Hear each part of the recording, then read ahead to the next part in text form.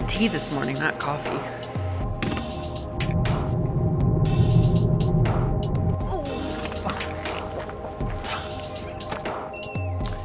You see, the nice thing about this building is that it's heated. Okay.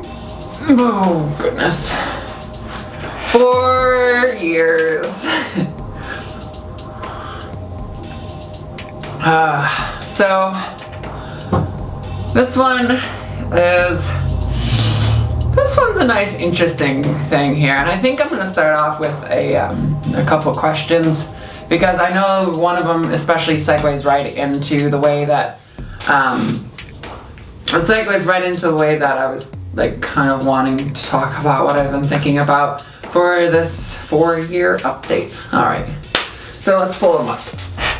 Okay, so this first one comes from Reddit user .l616, and they ask, how long did it take before your male traits were no longer felt?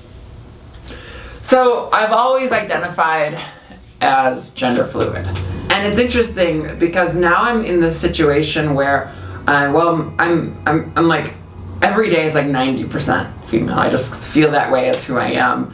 And now and then there's this day, and usually it's this day where I'm like overly stressed, or something's just kind of going wrong, or sometimes even right. Like I feel more masculine, and it's just the way it is. Like there's no rhyme or reason for that, but there are days when I just feel more masculine presenting. So I guess like it's different for everybody.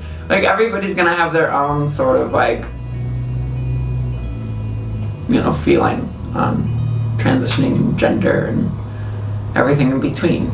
So I think I did a talk on labels a while back, and I was kind of discussing like how, if you put yourself into this box, you find that identity, but then you also constrain yourself to that label. And I think labels are just as they're just as bad as they are good for us all. Yeah. Oh, and recent news, I recently learned that, this was from non-binary, I have non-binary friends, that the word transgender is merely the idea of transcending gender. So the third gender is transgender, and within that umbrella, there's a bunch of other genders. So you could be transgender non-binary, transgender gender fluid, transgender female identified.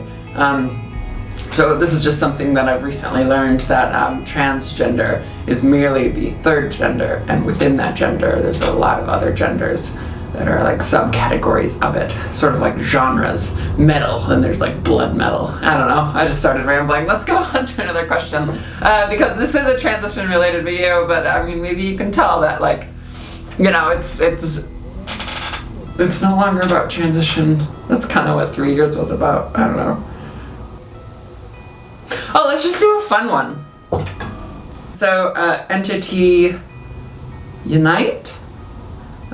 She's a YouTube watcher. She says, has your singing octaves transitioned higher? I don't know if transitioned is the right word there, because a lot of what I do as a voice teacher and as a performer, musician, and just all around music person is I practice and I work like a lot. Like it's something that I do every day. I come in here, my guitar is just off to my right here, my piano's off to my left, and it's something that I work on diligently. I'm now falling into that period again where I'm like, okay, maybe I should take some voice lessons here, but that's a different discussion for another day. So my voice has not necessarily transitioned any higher. My range is about a 5-octave range, I think it is right now. I used to be able to get down to this F. I'm not sure if I can do that anymore. So let's see here.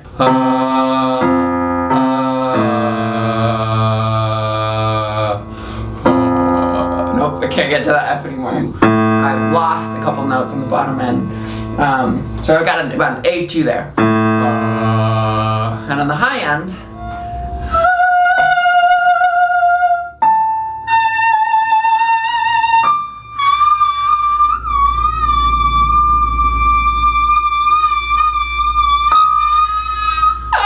about a D there. That's a D6. 4, 5, 6. Yeah, D6. So from an A2 to a D6. That's my range. Before transition, I was able to go from this F to about this G4. And because I've been working on this upper range, I'm able to now go to the D6. That's about 3-4 years of work to get another octave and a half though. Alright, so another thing about transition and stuff like that is I'm actually going in for my GRS in, so that'll be in 6 days. I am going to be going under the knife for my GRS. Yay! Let's talk about that because it's really scary, it's really wonderful, and it's kind of nerve-wracking, and I'm really excited for everything that's to come, but I'm not so excited for the surgery itself. It's a terrible mess of emotions, and yeah, I'm now officially off hormones for that surgery, so there's just an added layer there. But anyway, besides for all that, I'm going to see my doctor, Dr. Stiller over in Palouse, Washington, and everybody who I've talked to says he's great. He was a really good guy to talk to and talk with. I did a consultation with him that was, I did that like as an artistic film where I just showed some of the less intimate parts of our chat and just showed the journey along with it. That video is somewhere in the back end there. But yeah, so I guess like to get to there, like this is something that I've had to do roughly for the last 2.5 years. In Michigan, or I'm not in Michigan anymore, in Washington, it was under Apple Care, so I'm under Apple Care in Washington State. I had to have 2 letters from 2 separate therapists, plus my doctor's letter, and they all had to be written within 2 years of each other. And so 2.5 years is when this process started. The first therapist I was seeing was, I had to like actually see him for a while, and like we had to talk through things, and then he eventually granted me the letter. And then my second therapist was like, you already have a letter, why do you need a second one? Okay, I'll just make a letter for you. Obviously this person has already done due diligence. So the second one was really easy to acquire, just more of a pain in my butt. And then after that, I had to find a surgeon, and thankfully I have friends in town who also went through this process before I did. And I was able to use them as a resource, and so I picked Dr. Stiller and sent them my letters, and the insurance went through, and then a few months later I had electrolysis for a little bit, and that was terrible. Just awful. And then now I'm in the home stretch here, so my boyfriend has like kind of talked to me about we've talked through it a little bit, and I've just like come to I've come to terms with the fact that I'm not nervous for what's to come. Obviously, I mean, I remember as like a little kid I'd be like putting my penis between my legs and like wondering why I didn't have the right parts. But then like I'm more nervous for like the surgery itself. Like there's 2 points where I'm really, really nervous for, and it's weird because I can't quite get over these 2 humps. The first one's the surgery, like I just going under, I just don't, and it's knives and recovery, and I mean that one's normal, I guess, normal. But the second one, and this is the one that's really tripping me up, is I was reading one of my friends just had her surgery done a few months ago, and she was describing the aftercare. And she said, the one point in time when she got really emotional was when the doctor held up a mirror so that way she could see the work that was done by Dr. Stiller. And for some reason that just freaks me out. Like it's affirming in a weird way, but at the same time I'm like I don't know if my brain is going to be able to wrap my head around it. Let's take another question. So this week could go down a dark hole, and I'm not ready for that. I'm not on the up side of things with my hormones right now, so it's it could be a little interesting. Okay, so since we're talking about surgery, let's do Danny D. She's also a YouTube watcher, and she asks, have you had or will you have FFS? I'm trans and I feel I need FFS to pass. Okay, so I want to start by saying this. I'm a very lucky trans woman. I've not had FFS.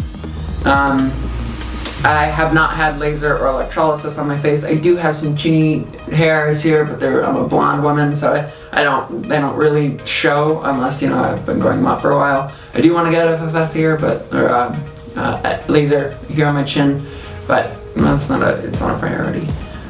So yeah, with that said, I personally feel like I don't need FFS. There are some things that I just, you know, I think I've mentioned before, like my jaw, I have a little bit of dysphoria around, but I've since just like accepted the fact that I have a, you know, deeper jawline. My shoulders as well were a big point of dysphoria for me. Again, I've just, you know, I've grown to accept it. So with that said, like I think FFS is one of those things where you have to just, my opinion, and you know, FFS is a dysphoria cure. And if you cannot find acceptance, find body acceptance, FFS may be the way to go. However, I don't think that FFS is something that you want to be rushing into, because hormones, I'm 4 years now on hormones, and between the 2-year and 3-year mark was when I suddenly started seeing myself as like female. I'd look into the mirror and I'd be like, whoa, like okay, this is its own thing now, and I'm like, you know, fully like present in myself. And but I didn't really see myself often before the 2-year mark. And so I would say, like, you know, don't rush into it. Let the hormones take its course before you just start jumping. If, you know, by that point you still feel like you need it, maybe, you know, go through with it. But for me personally, I don't feel like I need it, and I probably will never get it. Along those lines, as a voice teacher, I feel like I need to do my part here. The tracheal shaves, and I don't remember what the voice surgery is that like affects the voice. They pinch the vocal cords together, and they like time so that the voice goes higher, and you have a nice higher place there. I highly discourage those two. I met one girl in Portland who had her trachea shaved just like a teeny tiny bit too much, and it actually nicked her vocal cords, so it gave her a permanent vocal fry that she couldn't get rid of. And then the other one, I've heard that, you know, you're pinching your vocal cord, you're tying together your vocal cords. I don't know the long-term implications of this, but that's unneeded stress on your vocal cords. You know, that's actually stopping muscular vibration in that area. And it's just not like, to me, does not seem like the right way to go about voice training. If you are having a big, vocal dysphoria, or you feel like you just can't do it, you know, reach out to me. If I'm not the right person for you, I will, refer you out to other voice coaches. Like, I just, don't do that surgery. I don't like it. It just feels dangerous, especially in the long term. So, just, be careful with your voice box. It's a very delicate instrument. So, let's go on to another one.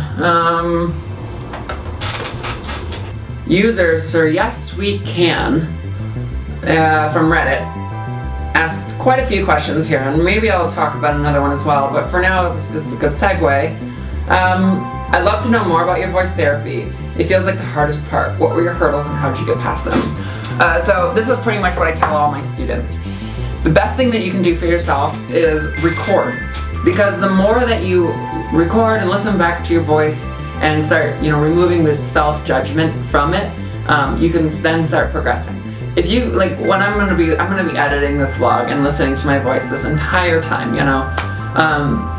and it's one of those things where I'm so used to hearing myself speak now that it does not trigger any sort of like dysphoria, or I'm not like judging my voice and being like, that's what I sound like, so the more that you record yourself, the more that you just start getting used to it and hearing yourself speak, the further you can move through voice training. So I think that's the number one hurdle for most people. They just have to get used to their voice because they have to start removing judgment so they can move ahead. The second thing I would say with voice training is probably using it in public. I suggest finding a friend, somebody, an ally, a fellow trans woman, who you can actually have the conversation with. And this is what my friend, you've met Steven before, he's not on the vlog so much anymore, but we still see each other. But Steven and I were really good pals in the fact that we could pretty much talk about anything. And one of the conversations that I had with him was, said, I'm working through my voice training. I need you to tell me honestly if my voice sounds more feminine, if it sounds like, fake, if it sounds more masculine. I actually need this feedback. Like, I need to know at this point what I'm doing correct or incorrect. And he doesn't have any vocal training, so he couldn't tell me other than his objective opinion. But because of that, we would go to dinner together, we would go to a show, we'd do, just hang out. And then because of that, what would happen was, I was able to pull aside, and when I felt like self-conscious about it, I was able to say, hey, how's my voice? And I could trust him to say, hey, it's a little off, or it sounds really good, or maybe too much falsetto-y kind of sounding here. And it was just really nice. I had that constant check that I could be like, yo, is this okay? So, yeah. I guess those are the two big things about voices training. What's next? I think I'm gonna answer one more from Sir Yes We Can. This one's easy. How did you know you were on the right amount of hormones? My doctor. I get a blood test like 4 times a year to check my hormone levels and to see if anything's out of whack, and some other blood tests and stuff. And he says, "Yep, you're in the good zone." Fashion. Ooh, good segue. That's a good segue to something else that I wanted to talk about. Okay.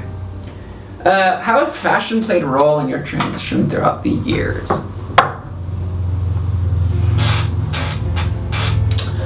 I guess I've always been a little bit of a utilitarian.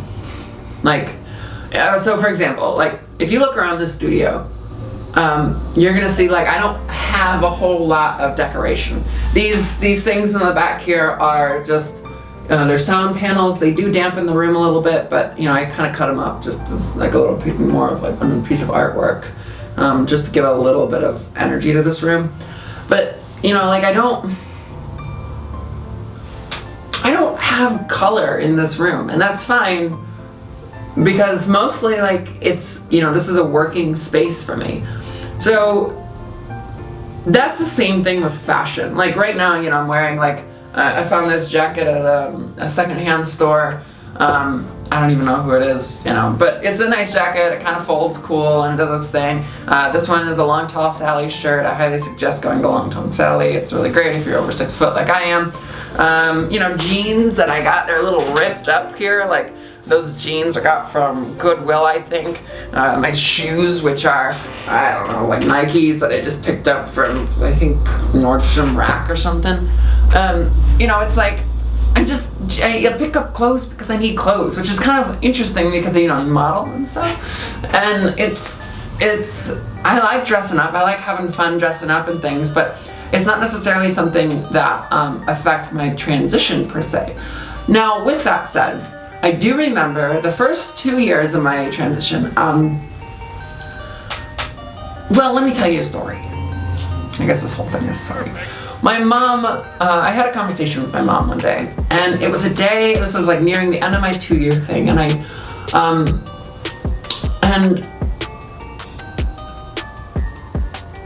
I was asking her if she could help me out with clothing. Because like actually purchasing clothing, because you all know my history, I don't need to share it again, but like it's one of those things where I just couldn't afford clothes. And the first 2 years were really difficult for me because there were certain days when I like would just look like a slob, and not because like I couldn't, it was because I just I didn't have anything to wear. Old clothes that were, just had like rips and stains, or, things from Goodwill that I just didn't have, or it was awful. And I remember the conversation with her, and, I just said, I don't feel confident. I don't feel like I can go out, and like I don't have anything to wear in this moment. I don't feel like I have the appropriate outfit. Now, I've heard this, I browse like the fashion forums and stuff. If you browse my Pinterest, you can see all the fashion that inspires me. It's very dark. But like, it's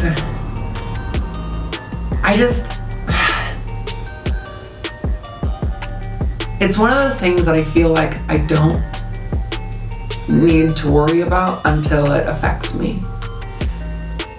Because for the most part, I'm a workaholic, and I sit in the studio, or, someplace else, a coffee shop or a library, or someplace, and I just work. Like I dressed up today for the vlog. This is me dressing up. Like, is this dressing up? I don't know, is it?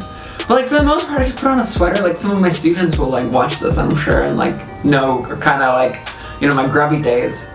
But I think fashion is really important for mental health, because there's that saying, like, if you dress nicely, people treat you differently and stuff, and I think that's very true. So if you look like a slob, people will treat you like a slob. If you look nice and put together, people will treat you like you are put together.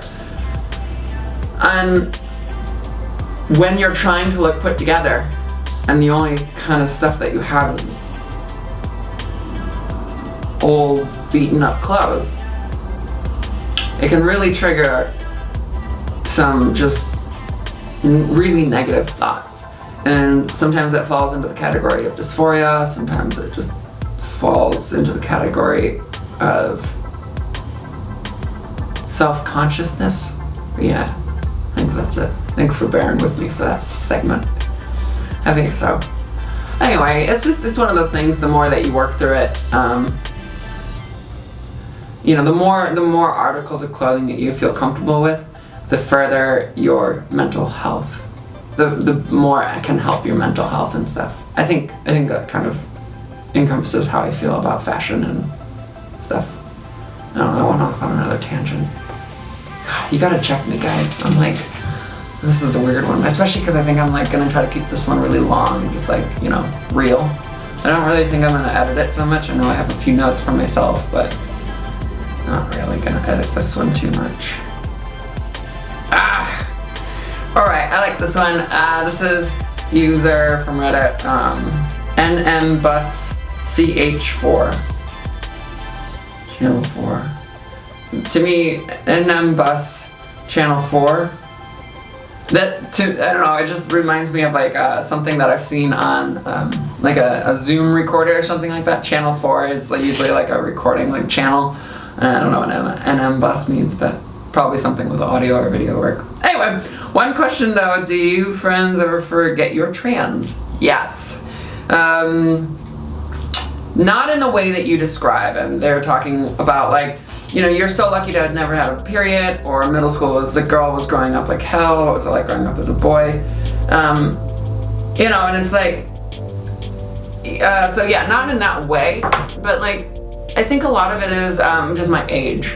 So I have, there's a certain maturity that people have. It's like, eventually the talks about period just stopped happening because everybody has them, and it's like, it's a thing, and you just kind of accept it, and you're like, well, everybody poops, girls have periods, it's one of those things. So, not in that way, like I don't, people don't talk to me about like that kind of stuff. I do have, I've had people ask me about my experiences in high school, but never using that kind of phrasing, like, what was it like growing up as a girl or anything like that. it's mostly just like chat, you know, girl talk or sometimes guy talk, and that's worse. I hate guy talk. So the more that I hang out with my friends,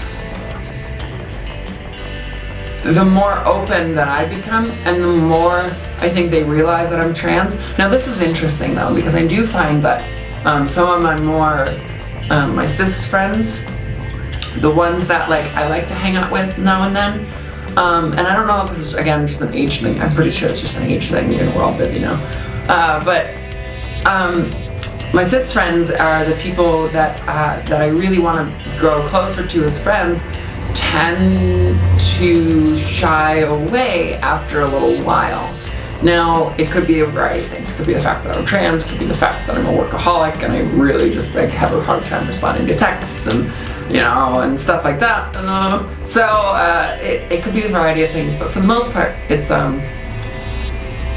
one of those things where, yeah, I've had, you know, one of my friends, I'm not gonna say her name, but one of my friends, we had sushi a couple weeks ago, and she had, we were starting to talk and stuff, and I just had to bring up my gender and stuff, and she like muted herself near the end of the sentence, but her words were, I always forget, and then like she just kind of like went off. So it was just like, it was a nice like affirmation for me, but like on the other hand, it was just like, well, yeah, I mean, you know, I don't know. So yeah, they forget sometimes, but not in like a rude way or anything. Otherwise, they wouldn't be my friends, you know. So yeah, I guess I'm gonna kind of end it here. I think that's like a good like 4-year kind of like recap. Most of my life right now is just sitting behind a computer trying to make things happen, trying to get interviews and push my music further and, you know, write new songs. Oh, we just recorded an EP, that one's coming out in the spring. It's, you know, it's a lot of stuff. It's just, I like to work. I sit here all day, I work, and I go home and I sleep. It's my life. I don't think about being trans. It's like, it's a thing that I have to worry about with health. You know, I go to the pharmacy now and then. I get my, you know, my estrogen shots and stuff. But it's me. I'm just doing my thing. That's what 4 years is like. Drinking tea. This is Earl Grey. I love Earl Grey tea. So anyway, thank you all so much for watching. I appreciate you sticking with me to the end. If I didn't answer a question from you, I'm sorry. I would like to, but also because I go for hours and hours and hours. A few little like details. I have a P.O. box now, so if you'd like to send me some stuff, I would love to get a gift from you, or like a little like, you know, card or something. Fan mail's great. I have a lot of people who use like, you know, Facebook and email to reach out to me. It's not a good place to do that. You know, if you really want to like get in touch with me and like, you know, share your story or something, mail is the way to go. Plus it makes me feel really good when I don't get junk mail, so. Alright, thank you so much for watching, and I will see you in the next one. And I realized that I didn't tell you where to find the P.O. box, which is in the description down below or on the about page of my channel. So anyway, I'll see you in the next one. Thanks for watching, take care, goodbye, see you next year. Love you all. Please comment, like, subscribe, do the YouTube thing. Alright, I'm going now. Bye!